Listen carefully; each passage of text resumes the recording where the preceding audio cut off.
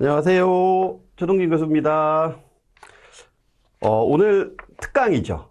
예, 상속 설계하고 은퇴 설계에 여러분들하고 스팟으로 1시간씩, 과목당 1시간씩 해서 아주 주요 키워드들만 짜서 한번 살펴보는 시간에 갖도록 할 건데요. 먼저 교재는 다 있으셔야 됩니다. 교재 다 있으셔야 되고, 교재에 나와 있는 거 페이지 넘겨가면서 중요한 단어들, 그리고 필요 없는 것들은 다 제끼고, 그렇죠? 예, 그렇게 하면서 과목당 1시간 안쪽에서 과목당 60분 안쪽에서 전체 흐름을 한번 살펴보는 부분을 가질 거고요. 그 다음에 그 AFPK 시험 자체에서는 기본적으로 시험 문항이 기역, 니은, 디귿, 리을, 미음에서 또는 1, 2, 3, 4, 5 가나다라 막 이렇게 하거나 ABCD에서 맞는 걸 골라라. 맞는 것으로만 모두 묶인 것은, 또는 맞는 것으로만 짜여진 것은, 이런 문제들이 많이 나와요. 그런 문제들 많이 나오는 건 1에서 5번까지 내용 중에서, 또는 기역에서 미음까지 내용 중에서 딱 살펴봤을 때 아닌 것들 먼저 딱 골라내서 밑에 쳐다보면 뭐 기역, 니은, 디귿, 리을 이렇게 돼 있으면 없는 것 딱 있잖아요. 그렇죠? 해당 안 되는 거. 그것만 딱 쳐내고 나머지만 바라보시는 그런 포인트 꼭 갖고 가셔야 됩니다. 자, 그러면 상속 설계 먼저 한번 살펴볼게요. 상속 설계 9페이지 먼저 한번 보시게 되면, 자, 9페이지에서는 갖고 갈 만한 게 맨 밑에 보시면 상속이라는 게 포괄승계다. 예, 그것만 기억하시면 돼요. 밑에도 두 번째 줄에 포괄승계. 그리고 한 페이지 넘겨보시게 되면 재산상속과 신분상속 중에서 2번에 맨 밑에 신분상속 없다. 신분상속 인정하지 않는다.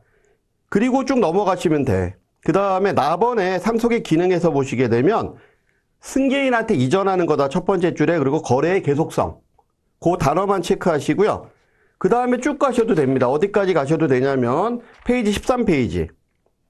페이지 13페이지에서 보시게 되면 네 번째 줄에 유산세 방식하고 유산 취득세 방식이라는 단어 있죠.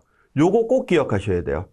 그래서 상속은 유산세 방식, 증여는 유산 취득세 방식. 요거 자주 물어보거든요. 세금 쪽에서도 한번 얘기하겠지만, 그리고 나서는 14페이지서부터 15페이지 그냥 넘어가셔도 돼요. 16, 17페이지는 편안하게 그냥 읽어보시고 넘어가시고, 그 다음에 18페이지, 19페이지에서는 가장 중요한 키워드가 뭐냐면, 여기서는 우리가 전문가로서 자격을, 내가 변호사 자격을 갖고 있지 않거나 하게 되면 이건 자문 구해야 된다라는 거. 그리고 자문 구하지 않으면 책임 소재가 따른다라는 거. 그것만 기억하시면 돼요. 그리고 넘어가도 됩니다. 그럼 벌써 23페이지네요. 그렇죠? 자, 23페이지에서 보시게 되면 가번에 타이틀만 기억하시면 돼요. 재산 상속만 된다. 신분 상속 안 된다. 그리고 나번에 유언 상속 우선의 원칙이다. 그 밑에 맨 밑에 내려가서 보시게 되면 법정 상속은 뭐라고 돼 있어요? 예, 유언 상속의 보충적 방법이다. 그리고 한 페이지 넘겨보시게 되면 준분 상속이 원칙인데, 여기서 중요한 거는 같은 순위는 준분이잖아요. 근데 배우자는 뭐다? 5할 할증한다. 그것만 기억하시면 돼요. 그리고 임의 상속이 원칙이기 때문에 뭐가 된다? 강제 상속이 아니다라는 거지. 그러니까 우리가 승인을 하거나 포기를 하잖아요. 승인하거나 포기하는 건 뭐야? 임의적인 거다라는 거지. 그것만 기억하시면 되고, 그 다음에 상속인간의 형평성 조절 쪽에 밑에 보시게 되면 유류분 제도라는 거 뒤에 가서 볼 거예요. 유류분 제도는요, 뒤에서 파트로 하나 나와 있잖아요. 무조건 얘는 외워야 돼. 그 다음에 그 옆에 보시게 되면 법정 상속과 유언 상속의 그 박스 나와 있는 거 있죠. 표 2-1. 거기에서 상속일의 범위, 그리고 승계 방법, 그 다음에 맨 밑에 대습 상속이 되느냐 안 되느냐. 그게 가장 중요한 키워드예요. 물론 나머지 것도 읽어봐야 되겠지만 그 세 가지가 가장 중요한 키워드니까 그거는 꼭 살펴봐 달라. 그 다음에 한 페이지 넘겨보시게 되면 분쟁 해결 방법 나오는데 여기는 맨 밑에 보시게 되면 민사재판 관할이라고 해서 몇 가지 나와 있는 거 있죠? 그냥 요런 게 민사재판 관할이구나 라고만 보시면 돼요. 나머지는 볼 거 없어. 나머지는 어차피 가사 비송이거든요. 그리고 28페이지로 넘어와서 보시게 되면 상속 개시된 때 피상속인의 재산, 요게 상속 재산이다라는 거 요것만 기억하시면 되고, 근데 여기서 중요한 거는 상속 재산 뭐가 포함이 된다? 적극과 소극이 다 포함이 된다. 그걸로 끝. 그러니까 빚과 적극 재산 다 포함이 된다. 그 다음에 나번에 보시면 상속 재산으로부터 발생하는 과실. 간단히 보면 상속이 일어난 다음에 그 이후에 예금 이자가 생겼어. 이건 상속 재산 아니다. 그것만 기억하시면 돼요. 상속 재산으로부터 발생한 어떤 이자나 이런 부분들은 상속이 일어난 이후에는 상속 재산에 포함하지 않는다. 그다음 부의금. 상속 재산 아니다. 그래, 부의금이 상속 재산 아니고 각자 부의금 받게 되면 자기가 친한 사람들 받은 걸 다 나눠 갖는 게 아니고 상속 지분대로 나눠 갖는다. 근데 상속 재산은 아니다라는 거. 그것만 기억하시면 돼요. 생명보험. 계약자, 피보험자, 수익자가 모두 피상속인일 경우에만 상속재산이다. 계약자, 피보험자, 수익자가 모두 피상속인이 아니다. 수익자가 피상속인이 아니다라고 하면 무조건 그거는 상속재산에 포함되지 않는다. 그것만 기억하시면 돼.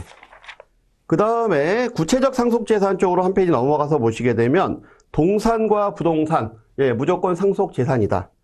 지적재산권, 지식재산권 당연히 상속재산이다. 물권에 뭐 8가지가 나와 있고 이런 부분들은 알아두시면 좋겠지만은 우리가 핵심 포인트로 삼는 건 아니거든요. 여기서 재산과 관련돼서 나오는 건 얘가 상속재산이냐 아니냐예요. 가장 중요한 건. 그래, 물권은 상속재산이다. 채권과 채무 상속재산 맞다. 다만 거기서 뭐라고 돼 있어요? 일신전속적인 건 빠진다. 그래서 적극재산이든 소극재산이든 있는데 일신전속적인 거다라는 단어가 들어가 있으면 일단 AFPK 과정에서는 상속재산은 아닌 걸로 생각하시면 돼요. 그 다음에 금전, 채권과 채무, 상속분에 따라서 나눈다. 첫 번째 줄에 나와 있는 거 있죠? 그렇게만 기억하시면 되고, 특히 그 밑에 줄에 있는 금전, 채무 있죠? 이거는 분할 대상이 절대 아니다. 무조건 상속분대로 나눈다. 그래서 손해배상 청구권 당연히 상속된다.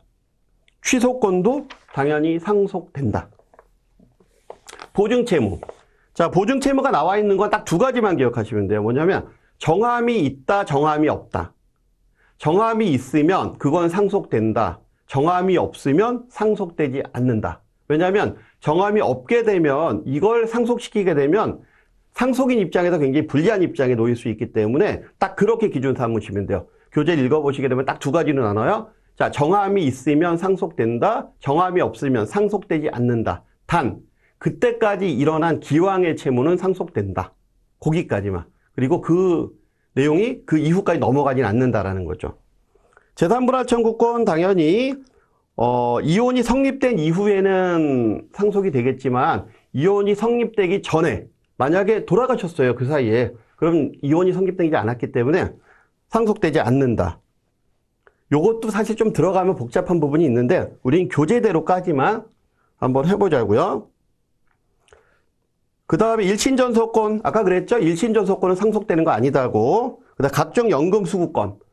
가슴이 짠하잖아. 연금수급권이라고 하는 건 유족연금수급권이 대부분이거든요. 그건 가슴이 짠하니까 상속재산으로 안 본다.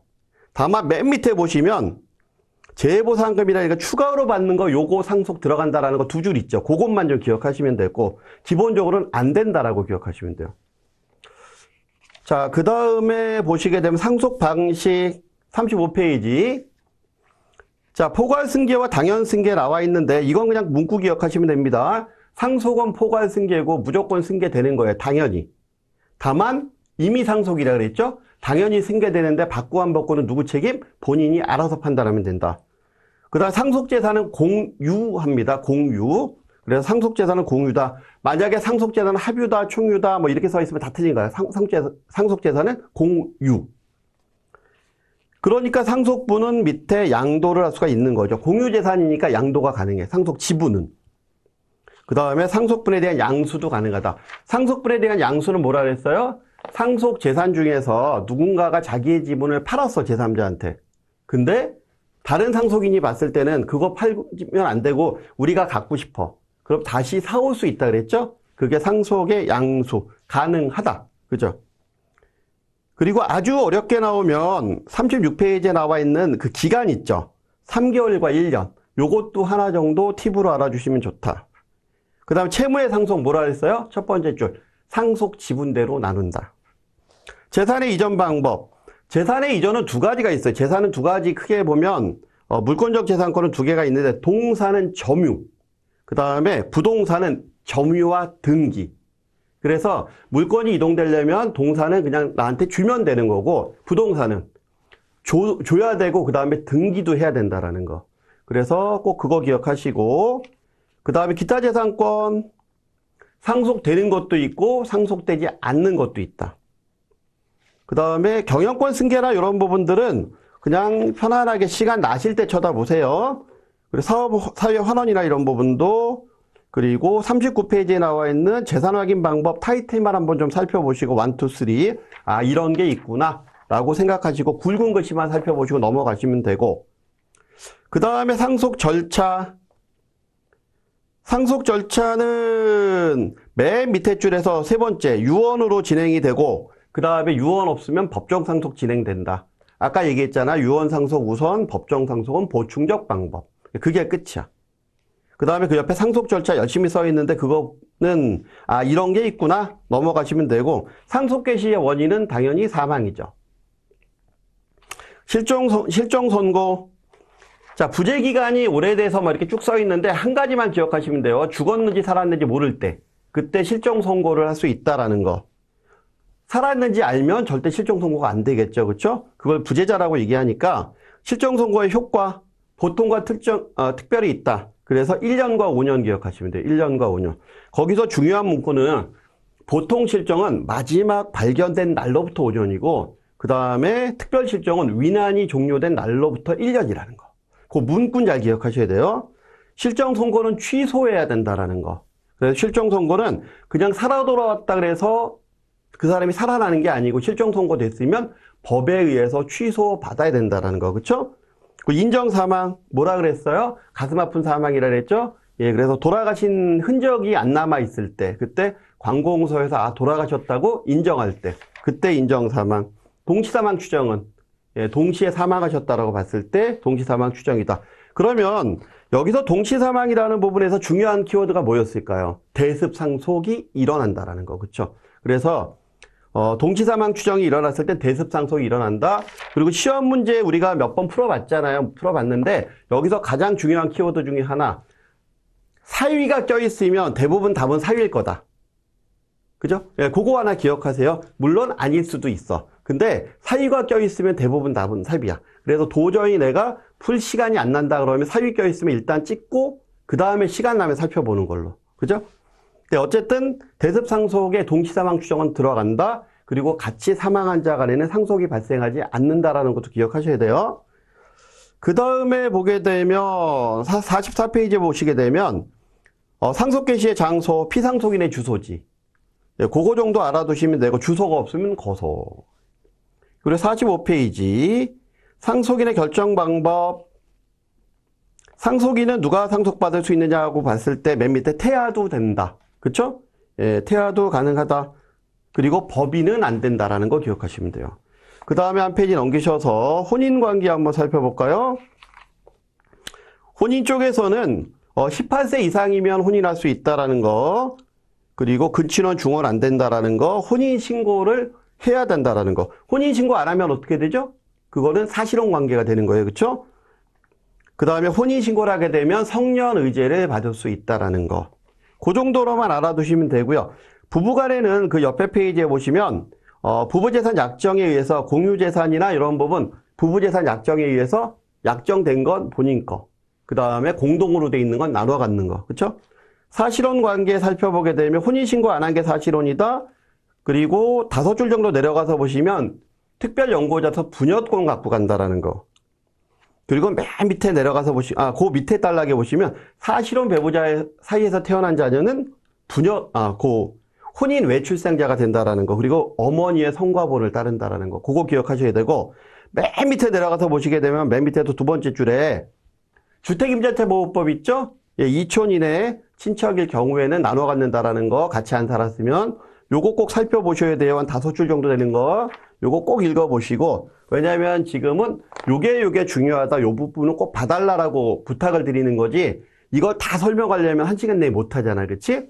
대신에 이만큼 많이 줄여드리잖아요. 이혼. 넘어가셔도 되고, 입양 쪽에서는 뭘 살펴보시면 되냐면 양자와 친양자. 근데 양자 같은 경우에는 친생부모의 관계가 유지된다라는 거. 친양자는 끊어진다라는 거. 그쵸? 그거 기억하시면 되고, 그래서 성과본이 바뀐다라는 거. 친양자는. 법정 상속인 쪽에 가서 보시게 되면 1순위가 직계 비속, 2순위 그 다음에 직계 존속, 그리고 3순위 형제 자매, 4순위 반계열조, 그리고 1순위 있으면 배우자 같이, 2순위 있어도 배우자 같이, 근데 1, 2순위 없으면 배우자 혼자, 그리고 배우자는 5할 더 받죠. 그리고 피만 섞여 있으면 무조건 동순위. 맞죠? 형제자매든 자녀든 혼인외자든 혼인중개자든 피만 섞여 있으면 다 동순위. 그 다음에 배우자의 상속, 법정 상속 배우자만 받는다. 그죠? 그래서 혼인 신고를 꼭 해야 된다라는 거. 그리고 특수한 경우 나오죠. 옆에 태아는 이미 출생한 것으로 본다. 그러니까 당연히 상속 받는다. 살아나면, 그쵸? 살아서 태어나면 상속을 받는 거예요. 출생하지 못하면 이제 상속권이 없어지는 거지. 계모나 정모, 상속권 없다. 분묘에 대한 특칙. 자, 분묘 같은 경우 제사와 관련되는 것, 금양임야나 몇 호는 또는 제기는 누가 갖고 가는 거예요? 상속인이 아니고 제사를 주지 않은 자. 그 다음에 대습상속. 자, 대습상속은 맨 위에 줄이 중요하죠. 직계 비속이나 형제자매가 상속받지 못했을 때 어떤 사유로, 선사망, 동치사망 추정, 그 다음 상속 결격 사유로 못 받았을 때 그의 누구, 그 사람들의 배우자나 직계 비속이 받는 거. 이걸 뭐라고 얘기해? 대습상속. 그러면 선사망, 동치사망 추정, 그리고 상속 결격이 대습상속 사유다라는 거. 그리고 누가 받아? 비속과 배우자. 자, 그 다음에 넘어가서 상속 결격. 상속 결격의 사유 5가지 나오죠. 부덕한 경우와 부정행위자. 요건 절대적으로 기억하셔야 되는데, 특히 첫 번째 살해와 그 다음에 상해치사는 대상이 다르지. 그래서 비속, 존속, 피상속인, 배우자, 선순위, 동순위까지 있는 건 살해 또는 살인미수. 그 다음에 그 밑에서 나와 있는 존속이나 피상속인 그의 배우자 상해까지는 그렇죠. 상해치사. 근데 둘 다 중요한 단어 앞에 고의라고 써 있어야 돼요. 고의. 과실이나 중과실이 아니고 고의. 그 다음 상속권의 상실 넘어가고요. 요건 여러분들이 살펴보시면 되고, 그 다음에 상속인의 부재도 넘어갑니다. 이쪽에 상속인이 존재하지 않을 경우에 재산관리인 선임한다. 그리고 수색 공고도 할 수 있다. 요 정도로만 보세요. 이쪽은.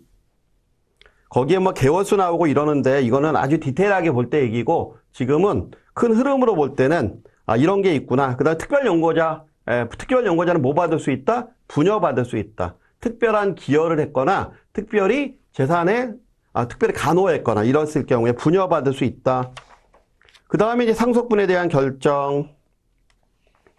자, 법정 상속 있죠. 유언에 의한 상속은 뭐 유언자가 알아서 주는 거니까. 근데 법정 상속 원칙적 균분주의. 근데 그 옆에 배우자는 5할 가산. 대습 상속은 법정 상속분에 하고 똑같이 받죠? 예, 그렇게 해서 넘어가시면 되고, 58페이지에서 나와 있는 이 문제는 꼭 풀어보셔야 돼요. 이 문제 꼭 풀어보시고, 그 다음에 특별수익. 특별수익은 뭐라 그랬어요? 5글자로. 상속의 선급분. 자, 미리 받아간 거기 때문에 나중에 상속분 계산할 때 그거 쳐서 계산해 주죠? 예, 그게 특별수익. 그럼 특별수익자는 누구 갖고 따진다? 공동상속인. 자, 그 다음에 반환의무가 있는 특별수익자는 공동상속인 중에서 반환의무가 있는 거죠? 그리고 상속을 포기한 자는 뭐는 반환해야 돼? 유료분을 침해했을 땐 반환해야 된다. 그래서 두 번째 줄에 유료분을 침해하지 않는 한 반환의무가 없다라는 거. 그 다음 평가 시기, 특별수익의 평가 시기는 언제 평가한다? 상속 개시 시점. 내가 10년 전에 증여를 5억을 받았는데 그게 지금 10억 됐어. 그러면 10억 갖고 따진다고 얘기했죠? 대신에 우리가 상속세 따질 때는 5억 갖고 따진다고 얘기했어요. 그 다음에 특별수익이 있는 경우에 상속분의 계산 사례 나온 거 있죠? 60페이지. 이거 문제 꼭 풀어봐라. 이건 다 나오는 거예요. 그러니까 우리 사례, 요 계산 문제는 교재에 나와 있는 문제는 무조건 다 시험 범위다라고 생각하시면 돼요. 그 다음에 기여분도 마찬가지로 공동상속인. 기여분은 누가 협의하는 거다? 당사자들끼리, 공동상속인들끼리 협의해서 줄 거냐 안 줄 거냐 결정하는 거고, 만약에 안 준다 그랬는데 나는 그거 인정 못 하겠다 그러면 가정법원이 껴들어가는 거. 그쵸? 예, 그게 기여분. 그래, 특별한 기여가 있거나 상당 기간 동거하면서 특별한 부양, 즉 기여분은 특별한. 그 다음에 공동상속인, 요 얘기가 중요한 거죠. 그쵸? 그리고 62페이지에 보시게 되면 특별한, 그쵸? 행사권자, 특별히 기여한 자, 그래, 공동상속인만 가능하다. 그 다음에 그 옆에 페이지에 보시게 되면 63페이지에 협의하는데 안 되면 법원에서 결정한다. 그리고 맨 밑에 기여분이 있는 경우에 상속분 있죠? 기여분이 있는 경우에 상속분 64페이지에 사례 나와 있는 거 풀어보시면 되죠. 내가 기여분이 있다라고 하게 되면 기여분 빼고 나머지 갖고서 상속재산 계산하죠. 근데 유증이 있으면 그거 먼저 주고서 처리해요. 자, 그 다음에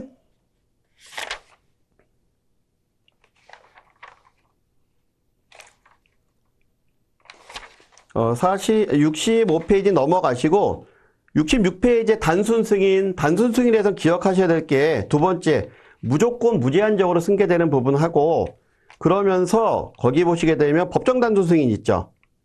그래서 처분한 때, 그리고 포기를 못한 때, 그리고 부정 소비나 고의한 때, 이 부분 꼭 기억하셔야 되고, 그 다음 한정 승인은 다 처리하고 남는 부분 갖고 한다라는 거. 한정 승인의 요건에 상속 개시가 있음을 안 날 정확히 기억하셔야 되고요. 고려기간 3개월이라는 거. 그리고 예외적 인정이 있었죠. 고려기간 예외적 인정에 특별한정 승인이 있었잖아요. 두 번째 줄에 보시게 되면 중대한 과실 없이라는 단어. 그랬을 땐 한정 승인할 수 있다는 거. 그러니까 단순 승인했는데 중대한 과실 없이 잘못했으면 한정 승인할 수 있다는 거. 그리고 쭉 넘어가셔서 재산 목록 뭐 제출해야 된다 이런 부분들은 당연히 다 필요한 것들이고 그냥 있어도 알 수 있는 것들이니까 넘어가시면 될 것 같고요. 그 다음에 69페이지 밑에서 두 번째 줄 상속인이 한정 승인한 때에는 피상속인에 대한 상속인의 재산상의 권리 의무는 소멸하지 않는다. 즉 혼동되지 않는다라는 거. 이거 기억해달라 그랬고, 상속 포기. 적극 재산은 물론 소극 재산까지 다 포기하는 거다. 그래서 맨 밑에 줄에 맨 밑에 보시면 상속 포기하면 상속 개시된 때로 소멸해서 개시된 때로 소급해서 효력 없다.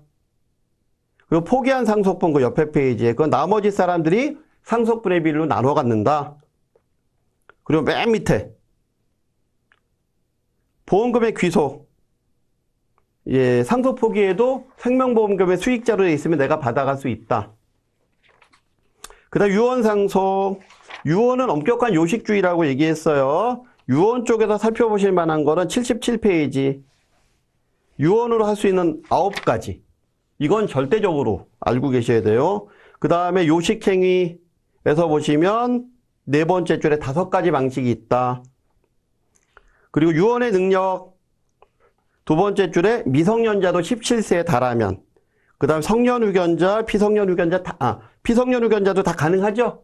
다만 피성년 후견일 경우에는 의사 능력이 있다고 의사가 부기했을 때. 그래서 맨 밑에 이게 중요해요. 법정 대리인도 유언을 대신할 수는 없다라는 거.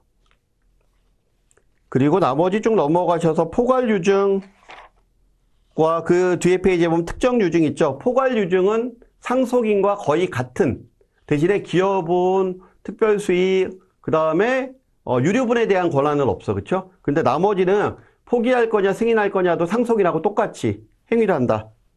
특정 승인은, 특정 유증은 그냥 어느 하나의 재산에 대해서만. 그 다음 부담부 유증 읽어보시면 되고, 그 다음 수유자의 자격 법인도 된다. 다만 상속은 법인 안 되죠. 그리고 대신에 유증은 받을 수 있다. 상속인은 안 되지만 법인은 유증은 받을 수 있다. 태아도 유증 받을 수 있다. 상속 결격자 넘어가셔서 다 설명드린 거니까. 81페이지에 가서 보시게 되면 유증 의무자의 최고권, 요건 특정 유증자 얘기하는 건데 뭐라고 얘기했어요?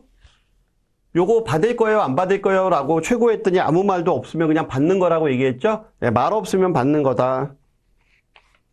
그 다음에 83페이지 자필증서 유언, 모든 걸 다 자서로 쓰면 된다라는 거. 그래서 연월일 이런 부분 다 자서로 쓰면 된다. 그리고 성명 스스로 써야 되고 날인해야 되고. 근데 거기 보시게 되면 연월일을 써야 하는 자리나 이런 부분 있죠. 거기에 84페이지에 네 번째 줄. 연월일을 유언서 말미나 유언서 봉투에 기재해도 이게 연속성이 유지가 되면 문제가 없다. 그리고 꼭 날짜여야 필요는 없다. 70세 생일날 이런 것도 가능하다. 그러니까 특정할 수 있으면 된다라는 거예요. 그다음 날인은 무인도 되고. 그다음 유언장의 검인, 요건 뒤에 가서 살펴볼게요. 녹음은 증인 몇 명 필요하다? 1명 필요하다. 장단점 읽어보시면 되고, 유언의 방식, 비밀증서 유언 2명 있어야 된다. 자서할 필요는 없다. 그쵸? 그리고 확정일자가 5일 이내에 날인돼야 된다. 장단점도 살펴보셔야 됩니다. 이거 시험에 자주 나오는 거니까. 공정증서 유언, 증인 2명. 그 다음에 공증인이 하는 거기 때문에 뭐가 들어간다? 비용이 들어간다. 대신에 장점은 안전하다. 구수증서 유언, 급박한 사유가 있을 때 하는 거다. 도저히 다른 유언으로 할 수 없을 때 하는 거죠. 그러면서 2명의 증인 중에서 1명이 구수받는 거다. 그리고 며칠 이내에 급박한 사유 종료한 날로부터 7일 이내에 뭐 해야 된다? 검인받아야 된다. 유언과 관련해서는, 유언의 형식과 관련해서는요, 제가 이렇게 빠르게 간단하게 중요한 건 다 짚고 넘어갔지만 장점, 단점은 꼭 보셔야 돼요. 그 다음 유언의 효력 발생 시기, 요거는 읽어보시면 되니까 넘어가셔도 될 것 같고, 유언의 철회 가능하다. 유언의 철회는 가능하다. 그래서, 그리고 유언의 무효 사유. 94페이지에 보시면 유언의 무효라는 부분이 나오는데, 유언의 무효와 관련해서는 17세 미만이 한 사람, 의사 능력이 없는 사람, 그리고 사회질서나 강행법규를 위반한 사람, 어떤 게 있어요? 저 사람 죽여주면 내가 돈 주겠다. 유언으로. 이런 거 안 된다라고 얘기하는 거죠. 그리고 무효 사유에 그 밑에 보시게 되면 또 뭐가 있어요? 형식을 갖추지 않은 것. 그리고 취소 사유 있죠. 취소 사유는 딱 기억하시면 돼요. 차고, 사기, 강박. 차고, 사기, 강박. 그 다음에 부담부 있는 유증의 취소는 바로 취소되는 게 아니고 해달라고 최고를 했는데 그래도 안 해주면 취소할 수 있다. 그 다음 유언의 집행자 96페이지에 보시게 되면 나오는데 유언의 집행자 같은 경우에는 지정유언, 법정유언, 선임유언 요 순서 한번 기억해 주시고요. 유언으로 지정했으면 지정유언. 아무 얘기 없었으면 상속인이 선임유언 상속인이 법정유언 집행자 되는 거고요. 상속인도 또 하기가 어려우면 법원에서 선임하는 것. 그리고 쭉 넘어가셔서 여기는 유언장의 보관 및 검인. 자, 유언장을 검인받는 거는 비밀증서 유언, 자필증서 유언, 그 다음에 또 하나가 녹음. 그쵸? 요거는 검인받는다. 나머지 2개는 검인받을 필요 없고, 검인을 받았든 안 받았든 유효한 유언장은 그대로 효력이 있다. 그 다음에 상속의 실행에서 보시게 되면, 104페이지에 보시게 되면 소급표가 있다는, 상속은 소급표가 있다는 거 기억하시면 되고, 그리고 105페이지에 보시게 되면 가로 2번에 공동상속인은 뭐가 있다 그랬어요? 담보 책임이 있다 그랬죠? 그거 기억하시면 되고, 그 다음에 106페이지 넘어가셔서 106페이지에 상속재산의 분리, 요거는 뭐라 그랬어요? 상속인 재산과 피상속인 재산 섞지 말라고 요구하는 거죠. 그게 분리다. 그러면 107페이지 맨 위에 그 효과, 분리되면 섞이지 않는다라는 거. 그거 기억하시면 되고요. 그 다음에 상속인의 보호, 페이지 110페이지, 미성년자 제도 여러분들 잘 알고 계시는 것처럼 만 19세에 달하지 않은 자는 미성년자다. 다만 밑에 줄에 보시게 되면 혼인과 동시에 뭘 할 수 있다? 성년 의제가 될 수 있다. 근데 성년 의제가 됐더라도 무조건 다 성년이 되는 건 아니죠? 예, 그럼 밑에 것까지 읽어보시고, 그 다음에 미성년 후견인은 몇 명만 둘 수 있다? 한 명만 둘 수 있다. 넘어갑니다. 112페이지 성년 후견. 성년 후견이 있고요. 그 밑에 성년 후견과 한정 후견, 특정 후견이 있죠. 거기 보면 성년 후견은 두 번째 줄에 지속적으로 결여된 거고요. 한정 후견은 맨 위에 줄에 사무 처리 능력이 부족한 사람이고, 특정 후견은 일시적 후원이나 특정한 사무에 대한 부분이고, 그 다음에 맨 밑에 임의 후견은 한 페이지 넘겨보시면 후견 계약을 맺은 거다. 최소한 요건 알고 계셔야 돼요. 그 다음 신탁제도, 유언 대용 신탁이 있고요. 그 다음 수익자 연속 신탁이 있다. 공익 신탁이 있다. 타이틀 정도 알아보시면 벌써 딱 무슨 얘기인지 알잖아요. 이건 그렇죠? 근데 공익 신탁 같은 경우에는 신탁의 목적이 살아있는 한 만약에 신탁이 해지가 되거나 해도 돈은 어디로 들어가? 다른 공익 신탁이나 국가에 귀속된다라는 거. 그리고 법인을 안 만들어도 된다는 거. 절차가 간단하다는 거. 그런 부분들 알아두시면 될 것 같고, 그 다음에 119페이지 굉장히 중요한 거 나오죠. 유류분. 요거는 계산식도 아셔야 돼요. 자, 유류분과 관련해서는 페이지 121페이지에 나와 있는 사례 문제만 풀어보셔도 무슨 얘기인지 아실 거예요. 근데 여기서 중요한 건 뭐예요? 유류분 재산 계산하실 때 증여는 1년 이전 건 무조건 포함합니다. 그죠? 근데 1년이 지났어도 쌍방이 악이면, 즉 알고서 했으면, 쌍방이 유류분권자를 침해할 권리를 침해할 것을 알고 해서 했으면 다 더한다. 그 다음 공동상속인 건 무조건 더한다. 그리고 부채는 빼고 계산한다라는 거. 그쵸? 그 부분 꼭 기억하셔야 되고, 그 다음에 유류분은 삐삐는 비속과 배우자는 2분의 1, JJ, 존속과 형제자매는 3분의 1이 유류분이다. 자기 법정상속 지분에. 그거 기억하시면 되고, 그 다음에 124페이지 쪽에서 보시게 되면 그거 다 설명드린 내용이고 금방. 자, 유류분권이 있는데 126페이지에 보시게 되면 반환 순서는 어떻게 되느냐. 유증과 증여가 있으면 누구 먼저 반환한다? 유증을 먼저 반환시킨다. 그래서 해소되면 끝난 거고, 그래도 부족하면 증여받은 사람 거에서 받아간다. 그 다음에 상속회복 청구권, 참칭상속인. 참칭상속인은 상속이라고 참칭하는 사람인데 선이든 악이든 구분하지 않는다라는 거. 그리고 참칭상속인과 관련돼서는 상속회복 청구권이라는 걸 해야 된다라는 거. 그게 기억하실 만한 거고요. 그렇게 해서 128페이지에 보시게 되면 상속회복 청구권의 소멸해 보게 되면 3년과 10년 소멸시효 있다라는 거. 자, 그 다음에 우리가 이제 상속세와 증여세 개념을 좀 살펴봐야 되겠죠.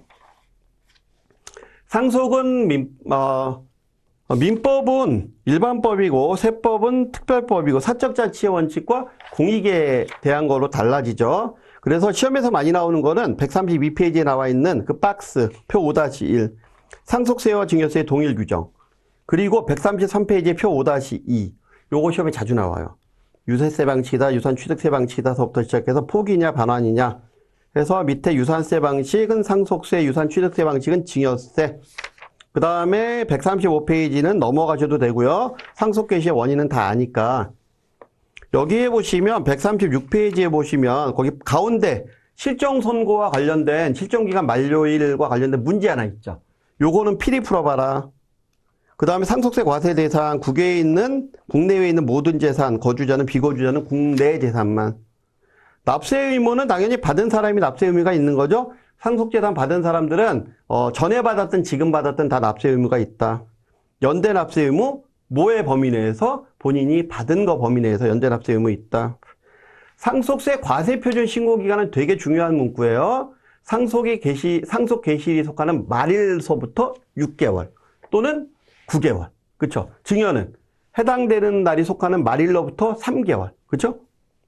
그 다음에 상속세 과세 흐름도 138에서 139페이지까지 있는 건 이거는 제 욕심으로는 눈 감고 타이틀은 쭉 기억하시는 게 좋아요.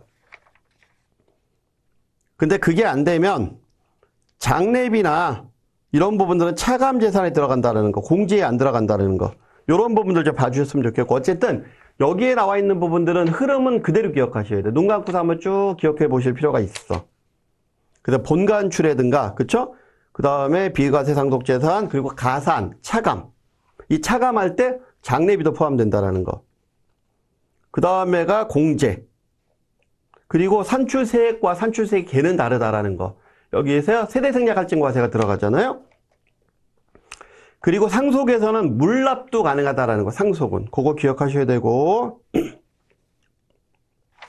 간주상속재산은 보험금과 신탁재산, 퇴직금이 있다. 추정상속재산. 페이지 141페이지에서 나와 있는 요거는 절대 기억하셔야 돼요. 잠깐만 물 좀 마실게요.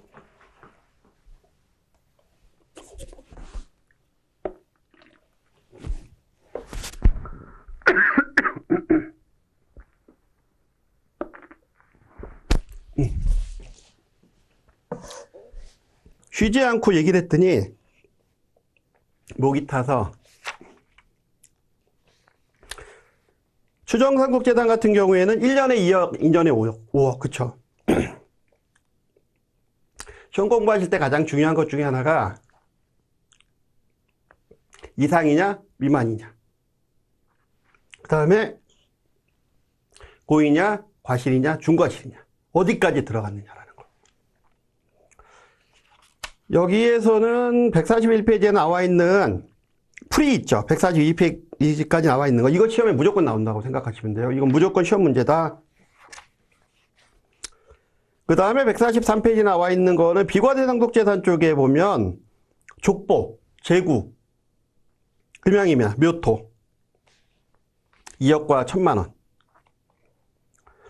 그 다음에 나머지 부분들은 쭉 보셔도 되고 사전증여재산 10년과 5년 상속인이 아닌 자.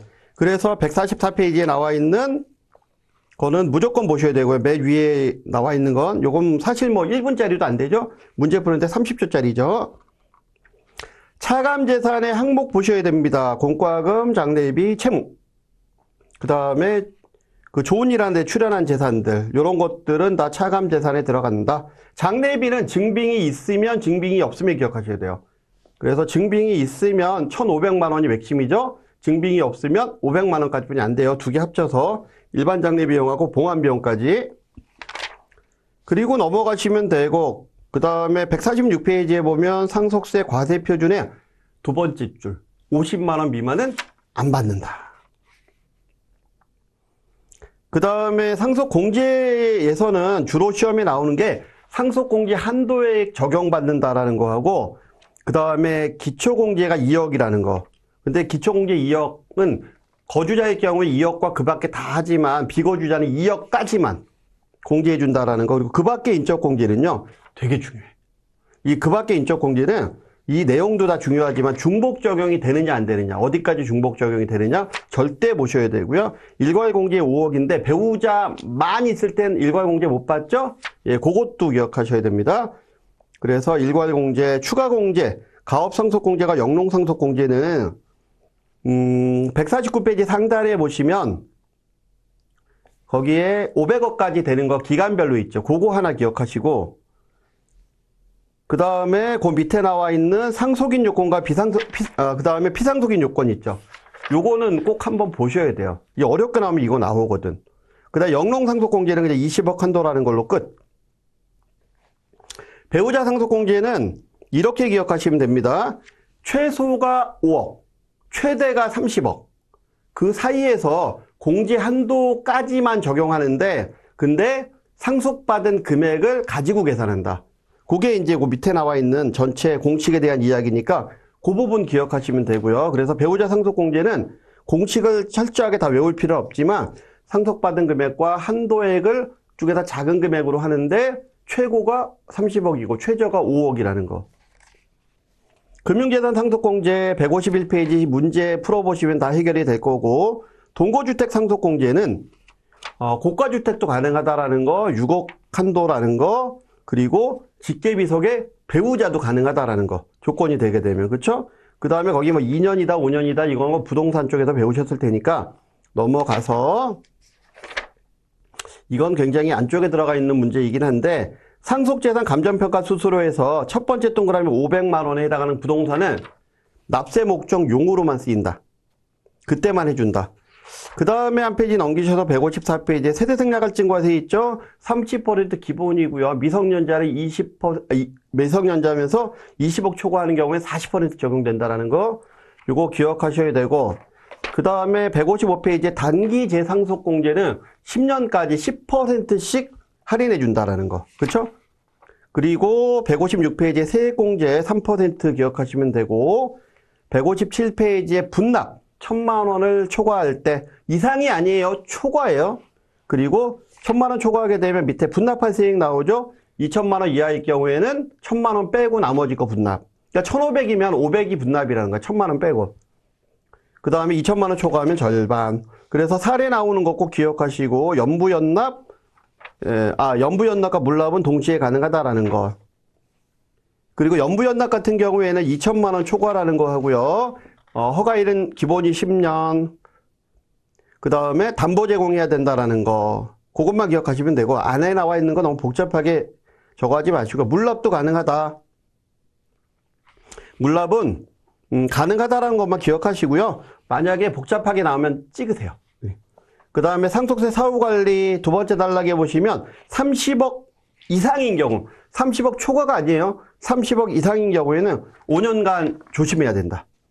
그 다음 증여세와 관련해서는 161페이지에 보시게 되면 사인증여라는 거 나오고요. 이건 상속으로 본다라는 거. 그 다음에 증여재산의 반환 있죠? 거기 밑에 나와 있는 박스 언제 반환해야 증여세 안 무는지 그거 굉장히 중요합니다.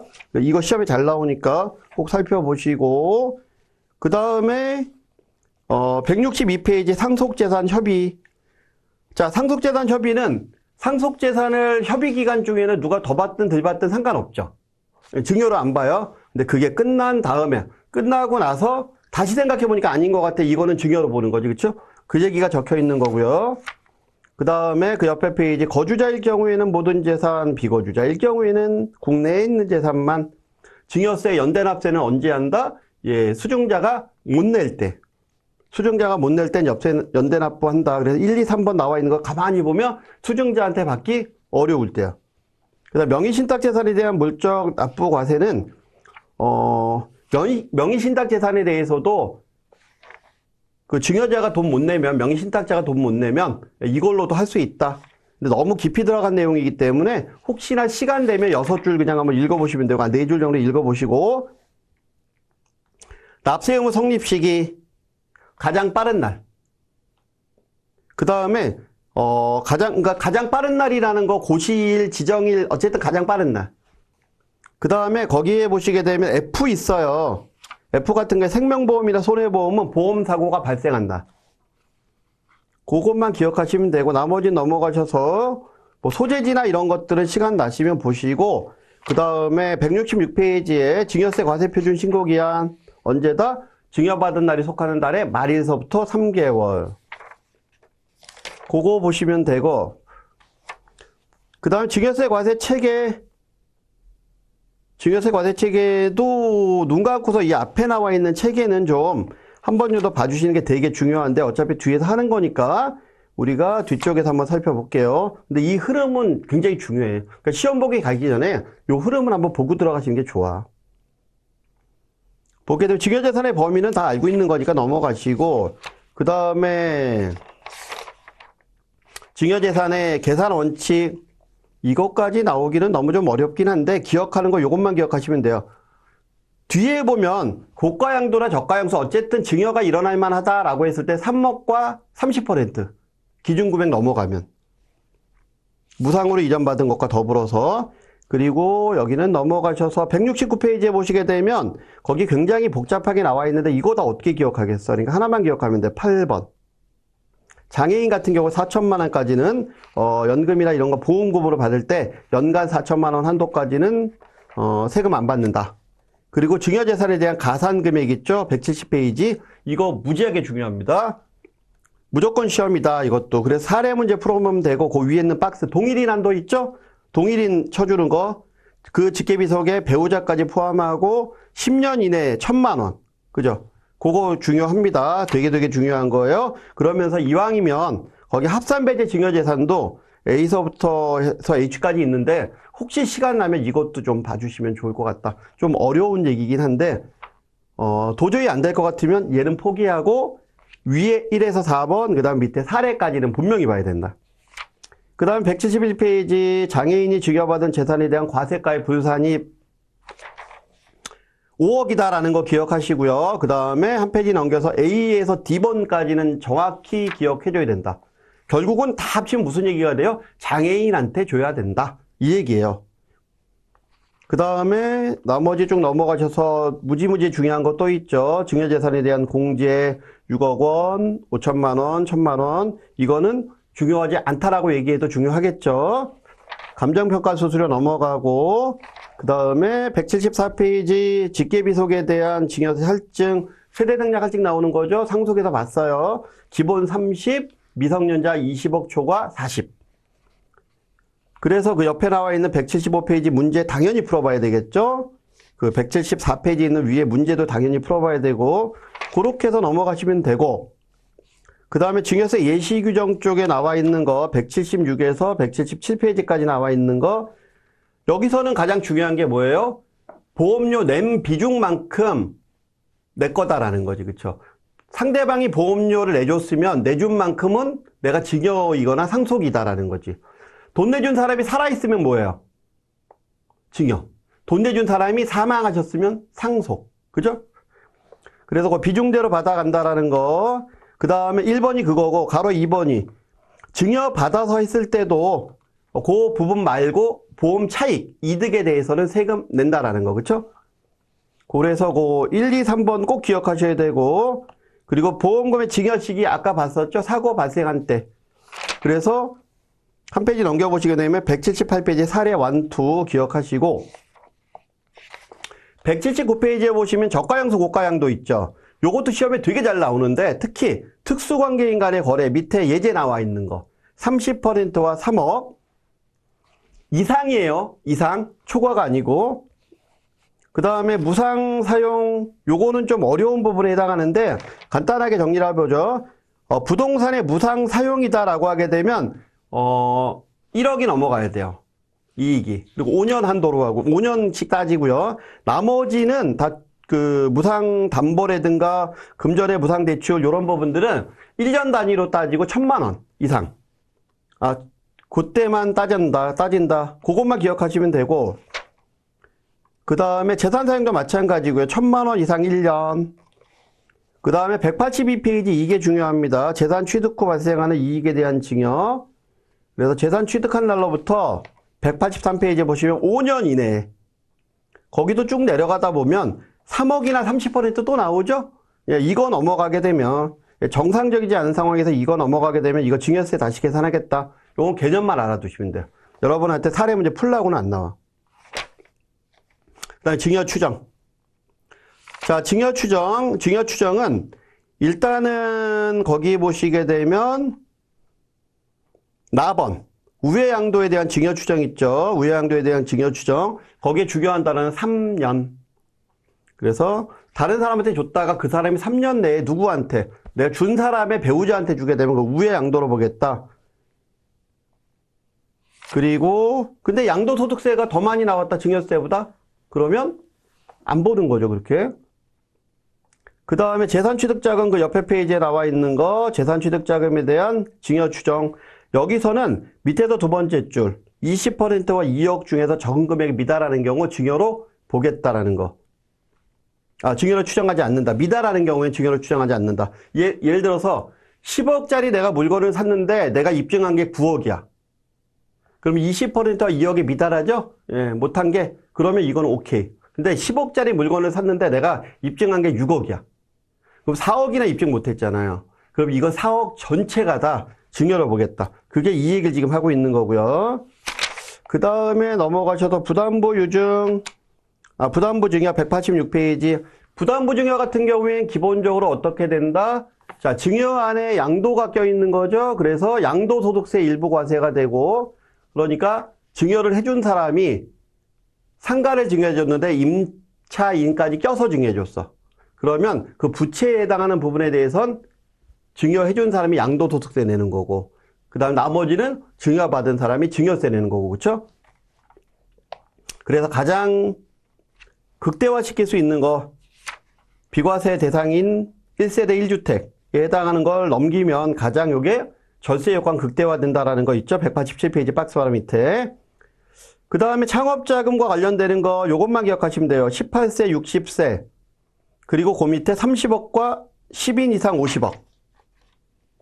그리고 창업의 범위에 보시게 되면 2년 이내 창업, 그 밑에 4년 이내 사용. 그리고 공제 5억. 그 다음에 증여세율 10%. 그 다음에 189페이지 맨 위에 나와 있는 것처럼 뭐예요? 이거는 10년, 상속인일 경우에 10년, 상속인이 아닌 경우에 5년 따지지 않고 무조건 다 더한다. 상속세 계산할 때. 그걸로 끝. 그 다음에 191페이지에 가업승계. 18세. 그 다음 2인 이상일 경우에는 한 사람이 받는 걸로 봐서 계산해갖고 세금 알아서 나눠서 내라. 이렇게 하는 거고요. 증여자 60세. 그 다음 한도 100억. 그 다음 5년 있죠. 5년 이내. 그리고 한 페이지 넘겨서 5억. 그리고 이거는 10%가 아니고 금액에 따라서 10억과 10%와 20%.